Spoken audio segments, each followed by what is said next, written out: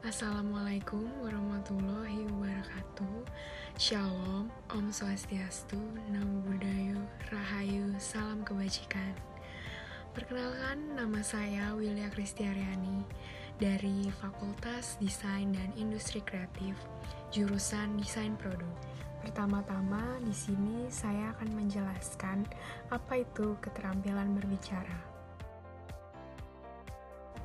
Keterampilan berbicara adalah keterampilan mengucapkan bunyi-bunyi artikulasi atau mengucapkan kata-kata untuk menceritakan, mengekspresikan, menyatakan, menyampaikan pikiran, gagasan, dan perasaan kepada orang lain dengan kepercayaan diri untuk berbicara secara wajar, jujur, benar, dan bertanggung jawab, serta dapat menghilangkan masalah psikologis seperti rasa malu, rendah hati, berat lidah, dan lain-lain. Selanjutnya, saya akan menjelaskan tentang tujuan berbicara. Tujuan berbicara yang dimaksud sebagai berikut. Yang pertama, informatif. Tujuan informatif merupakan tujuan berbicara yang dipilih pembicara ketika ia bermaksud menyampaikan gagasan untuk membangun pengetahuan pendengar. Tujuan ini selanjutnya akan lebih sempurna jika bukan hanya bersifat informatif, melainkan komunikatif, yakni terjadinya timbal balik atas gagasan yang disampaikan pembicara dengan respon yang dihasilkan pendengar. Yang kedua, ada rekreatif. Tujuan rekreatif merupakan tujuan berbicara untuk memberikan kesan menyenangkan bagi diri pembicara dan pendengar. Yang ketiga, ada persuasif. Tujuan persuasif merupakan tujuan pembicaraan yang menekankan daya bujuk sebagai kekuatannya. Yang keempat, argumentatif. Tujuan argumentatif merupakan tujuan berbicara untuk meyakinkan pendengar atas gagasan yang disampaikan oleh pembicara. Di samping itu, ada juga manfaat dari keterampilan berbicara, yaitu yang pertama, komunikasi dengan antar individu dan kelompok menjadi lebih efektif. Yang kedua, melancarkan pertukaran informasi. Yang ketiga, menambah kepercayaan diri. Yang keempat, menambah karisma dan wibawa. Yang kelima, salah satu faktor mempermudah memperoleh pekerjaan. Yang keenam, menambah level nilai dalam diri. Dan yang ketujuh, bisa mendapat kepercayaan dari masyarakat. Selanjutnya, saya akan menjelaskan tentang bagaimana prinsip-prinsip pembelajaran berbicara. 7 prinsip pembelajaran berbicara tersebut adalah sebagai berikut.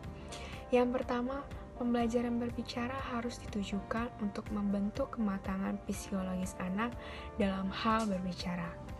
Yang kedua, pembelajaran berbicara harus melibatkan anak secara langsung berbicara dalam berbagai konteks.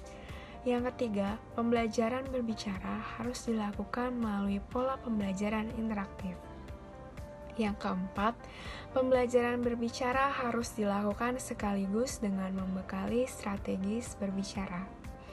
Yang kelima, pembelajaran berbicara harus pula dilakukan seiring dengan pengukuran kemampuan berbicara secara tepat melalui praktik langsung. Yang keenam, kemampuan berbicara anak hendaknya diukur dan dipantau oleh guru secara berkesinambungan.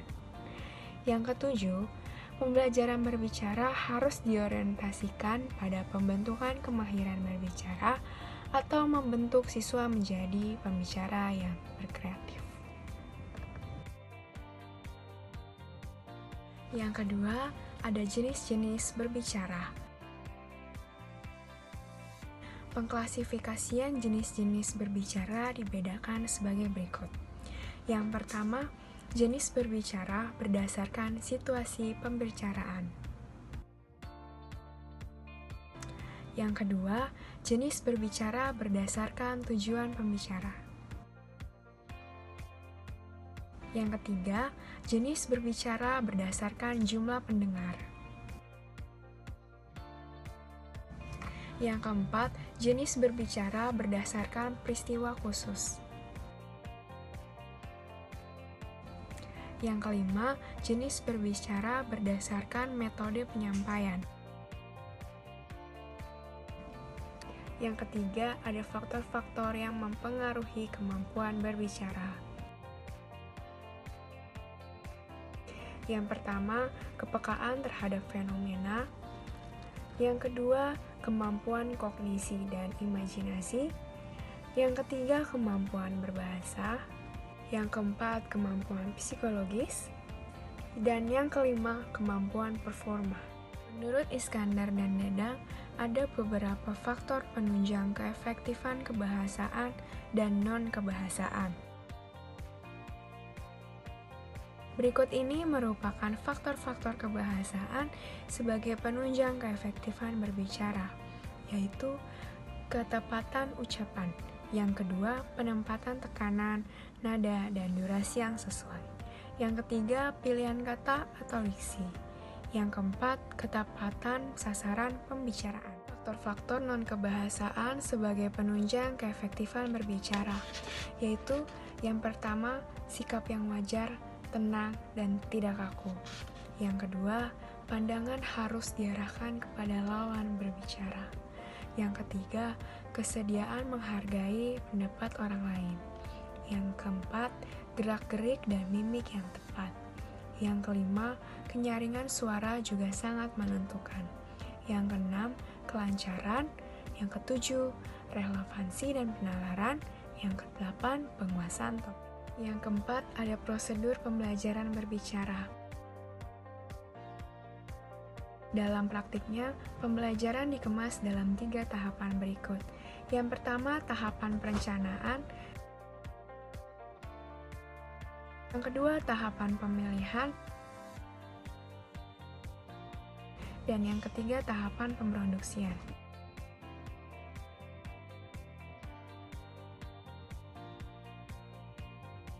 Sekian dari penjelasan saya, kurang lebihnya mohon maaf. Terima kasih. Wassalamualaikum warahmatullahi wabarakatuh. Om Santi Santi Santi Om. Namo Buddhaya. Salam kebajikan.